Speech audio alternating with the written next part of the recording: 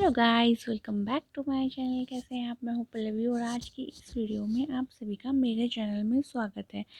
जो मैं आज टॉपिक आपसे डिस्कस करने वाली हूं वो है stress strength property of material के बारे में।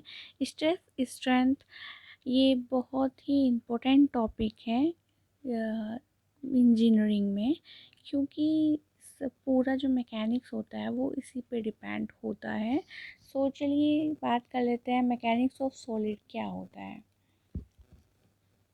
यांत्रिकी के अंतर्गत बलों का व्यवहार तथा वस्तु पर उनके प्रभाव का अध्ययन ठोस यांत्रिकी मैकेनिक्स ऑफ सॉलिड में किया जाता है।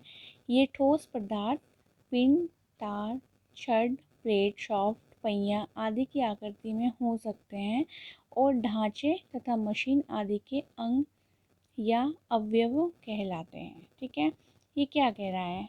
मैकेनिक्स के अंतर्गत मतलब कि जो मैकेनिक्स है उसके अंतर्गत बलों का व्यवहार तथा वस्तु पर उनके प्रभाव का अध्ययन, मतलब किसी भी वस्तु पर उसके प्रभाव, मतलब उस पर क्या प्रभाव पड़ रहा है, उस वस्तु पर क्या प्रभाव पड़ रहा है उस बल के लगने से, वो क्या कहलाता है? हमारा मैकेनिक्स ऑफ सॉलिड। और इसके अंतर्गत कोई भी कुछ भी, फॉर एग्जांपल तार भी हो सकता है, छड़ भी हो सकती है, प्लेट भी हो सकती है, शाफ्ट भी हो सकती है, मतलब जिस पे हम बल लगाते हैं और वो किस तरीके का व्यवहार करता है, तो वो किसके अंतर्गत आता है? वो मैकेनिक्स ऑफ सॉलिड के अंतर्गत आता है।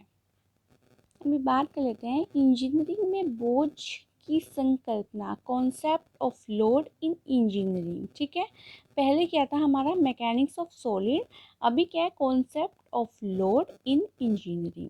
सभी ढांचे, स्ट्रक्चर या मशीनें जैसे मकान, पुल, मोटर, क्रेन तथा वायुयान आदि कई अंग या अवयवों को इस प्रकार जोड़कर बनाया जाता है। अवयवों पर लगने वाले विभिन्न प्रकार के बलों को बोझ कहते हैं। ठीक है, पुल पर गाड़ी का प्रभाव इसका एग्जाम्पल है। नींव पर चिनाई आदि का भार। ठीक है, नींव पर ये इसीलिए बोल रहा है क्योंकि एक तो उस पर ईंट हो गई, ऊपर से उस पर चिनाई होगी, तो उसका जो भार लगता है वो किसके अंतर्गत आएगा? Concept of load. क्योंकि कोई भी पदार्थ हो का एक जंजीर होती है, जंजीर में आपने देखे होंगे खाने खाने बने रहते हैं, वो किस किस कैसे बने रहते हैं? वो एक के बाद एक बने रहते हैं, तो वो इसी में आता है, concept of load in engineering में आता है। उसके बाद हमारा है बोझ या भार के प्रकार। This is a very important topic.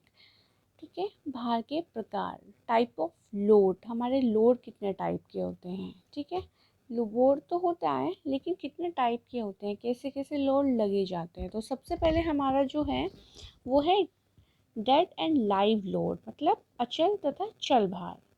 दूसरा है अक्षय तथा अनुप्रस्थ भार। तीसरा है tensile, compressive and share load. सबसे ज़्यादा इम्पोर्टेंट यही वाला है और इसी पे ज़्यादातर क्वेश्चंस पूछ लिए जाते हैं। तनाव, संपीड़न तथा कर्तन भार। चौथा है हमारा संगठन भार, इम्पैक्ट लोड। ठीक है, तो ये चार टाइप के हमारे लोड्स होते हैं। तो चल तथा अचल भार क्या होता है? डाइड लोड, जैसे नाम से ही आपको क्लियर हो जा रहा है कि अचल तथा चल भार। अचल मतलब जो रुके हुए भार, जिन पे रुके हुए पे भार लग रहा है, और चल मतलब जो चलते फिरते लोड हैं। तो डाइड लोड वो सभी बोझ या भार जो सदैव ही अपना मान बदले बिना क्रिया करते हैं तथा जिनकी क्रिया स्थिति पर निश्चित होती है, अचल भार कहलाते हैं। जैसे किसी ढांचे के सदस्य का भार, खंभों पर केबलों का भार। ठीक है, डाइड लोड मतलब वो लोड होते हैं जो स्थिर रहते हैं। आपने मेट्रो देखी होगी, मेट्रो के नीचे जो खंभे बने हुए होते हैं उनको, वो किस लोड में आते हैं? वो डाइड लोड के अंतर्गत आएंगे। लाइव लोड, ये बोझ अस्थायी प्रकार से क्रिया करते हैं और इनका मान तथा क्रिया बिंदु भी स्थिर नहीं रहते। जैसे गाड़ी पर चलते फिरते व्यक्ति, कुर्सी मेज पर व्यक्ति तथा वस्तुओं के भार, छतों पर बर्फ का भार, क्रेन का भार, मतलब ये लाइव लोड होते हैं, जैसे चलते फिरते लोड कहा जा सकता है। जैसे बस में कोई चढ़ा, फिर कोई उतरा, कोई सीट पे बैठा है, तो ये कैसे होते हैं? लाइव लोड के अंतर्गत आते हैं, जो हमारे चलते फिरते भार होते हैं। ठीक है, अब सेकंड है हमारा अक्षीय तथा अनुप्रस्थ भार। ओके, तो अक्षीय तथा अनुप्रस्थ भार। अक्षीय भार मतलब अक्षीय भार वे भार हैं जो किसी अवयवों की लंबाई की अक्ष पर उनके समांतर दिशा में कार्य करते हैं। अक्षीय भार दो प्रकार से लगाए जा सकते हैं। अवयवों की लंबाई की अक्ष से होते हुए इन्हें केंद्रीय भार कहते हैं। अवयवों की लंबाई की अक्ष के समांतर कुछ दूरी पर इन्हें उत्केंद्रित भार कहते हैं। अनुप्रस्थ भार। अनुप्रस्थ भार वे भार हैं जो अवयवों की लंबाई की अक्ष के लंबरूप उनके अनुप्रस्थ काट के बलों में ही क्रिया करते हैं। अक्षीय भार को सीधे भार तथा अनुप्रस्थ भार को कर्तन भार भी कहते हैं। थर्ड नंबर पे आता है तनाव, संपीड़न तथा कर्तन भार। तनाव भार कौन से होते हैं हमारे? तनाव भार अवयवों या वस्तुओं को खींचते हैं। ठीक है, जैसे कि फॉर एग्जांपल हमारा कोई वायर है, उसको दोनों तरफ से खींचा जाए, जैसे कि डायग्राम में शो कर रहा है, तो वो किस में आ जाता है? तनाव भार में, क्योंकि वो दोनों तरफ से खींचा जा रहा है। संपीड़न भार मतलब संपीड़न भार वस्तुओं को दबाता है। मतलब कि अगर कोई रबड़ है, आप उसको दोनों तरफ से दबाएंगे तो वो कौन सा भार होगा? वो संपीड़न भार में आएगा। थर्ड, कर्तन भार या कर्तन बल। तो यहाँ पे डायग्राम मैंने दिखाया हुआ है, ये रिबिट है।